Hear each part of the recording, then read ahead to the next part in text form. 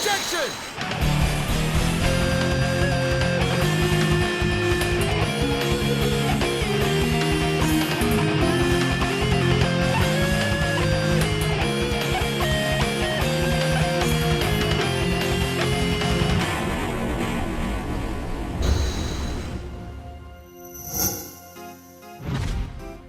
Greetings! I am MasterCode, your Ace Analyst, and today we venture back to ancient times as we visit another one of IDW's Classics Reimagined with the Odyssey, starring one Pinkie Pie. Please don't do the voice again, otherwise the only thing you'll revisit is my gavel.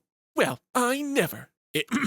Anyway, based upon the Iliad and the Odyssey written by the Greek poet Homer, the premise weaves a similar tale of our hero desperately trying to return home as they encounter all manner of trials and tribulations halting their progress. Where Greek hero Odysseus returns to Ithaca to thwart local suitors, Pinkie returns home to Sugar Cube Island where she must ensure that her world's most perfectest cupcake doesn't fall into the hooves of local baking champions or any other citizens like the great and powerful Trixie.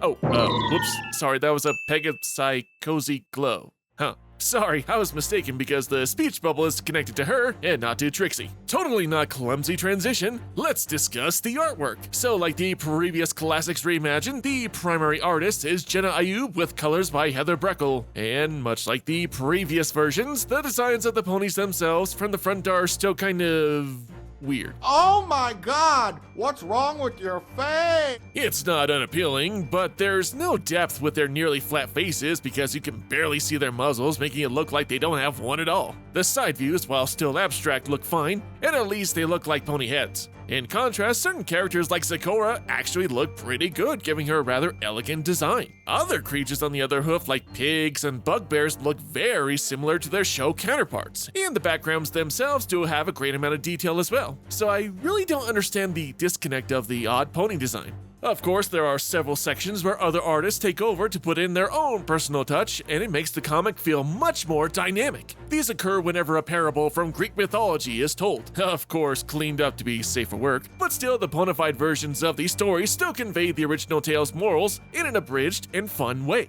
Moving on, again, like the other Classics Reimagined, the comic is a hyper-abridged retelling of the major events that occurred in the original story. Every stop upon Pinkie's journey leads her to one eccentric character or location to another. And this comic actually does something better than the previous Classics Reimagined didn't necessarily have, that being character growth. Now yes, in all the previous comics, the characters would learn lessons and there would be a definite arc for the main and some supporting characters, but for the most part, the changes the characters would go through are pretty much parallel to the original tale, which works fine from a parody and story standpoint, but I like how this comic took it an extra step. At the beginning of the story, Pinkie is pretty narrow-minded about returning home, focused only on enjoying her perfect cupcake, and is still riding high on her pride with winning the Trojan baking competition. Every character she meets quickly picks up upon her overly prideful attitude, among other issues. Thus, each character Pinkie comes across has an anecdote or parable that helps rein her in and provide her knowledge for the future. These include remembering how mistakes, while bad, shouldn't be forgotten and used as an experience to learn from, don't be overly braggy, or how the most obvious path or solution isn't the best. The most notable parable, or relatively close to MLP, is the story of Phaeton and Helios, which is a revision of the Celestia-Luna conflict, in which Phaeton, Luna, is jealous of her sister Helios, Celestia, impressing the world with her bringing in light every day. Phaeton is given the opportunity to pull the chariot and sun, but unfortunately, things don't go well and everybody burns, everybody dies. Anyway, by the end, Pinkie not only takes every pony's word to heart, once again enters Sugar Cube Island's Best Baker competition under the guise of Guy Fieri, and creates the winning confectionery display and earns back her perfect cupcake, rather than her just revealing herself and using her old victory to claim it back. When taking into account of Pinkie's character from the beginning to the end, there is a definite change in the mare, which is executed rather well. And it was clever that in her creation, she implemented iconography from all the stories she learned. All is well, she gets her cupcake, and it gets eaten. Son of a bitch.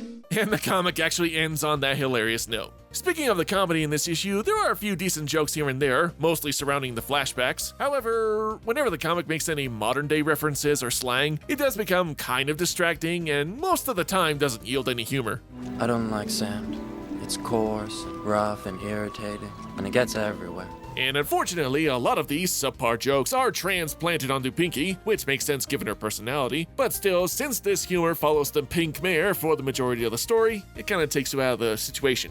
Although I will say the background gags are usually pretty funny, like the island of ponies turned into pigs, constantly warning or asking for help is pretty funny. There are also some small oddities, like when escaping from the Pig Pony Island, Bugbear suddenly joins Pinkie for a couple pages, then goes away and it doesn't lead to anything. That was a great scene.